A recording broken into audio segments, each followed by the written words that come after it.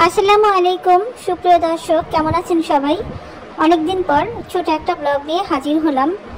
আসলে আমার ছেলের পরীক্ষা শুরু হয়েছে, এই জন্য আমি সময় দিতে পারছি না, এই জন্য আমি ভিডিও আপলোড করতে পারছি না। আপনারা এখন যেটা দেখতে পাচ্ছেন এটা হচ্ছে মসজিদে নামিরা। এটা সৌদি আরবের মক্কায় আরাফাতের ময়দানে অবস্থিত।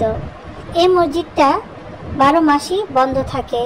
যখন হজ হয় সেই সময় শুধু একদিনের জন্য এই মসজিদটা খোলা হয়।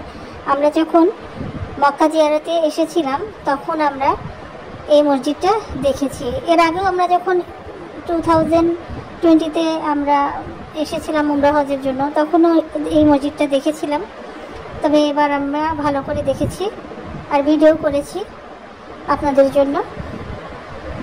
খুবই ভালো লাগছে। ভিডিওতে হয়তো অতটা সুন্দর লাগে না, কিন্তু সামনাসামনি দেখতে খুবই সুন্দর।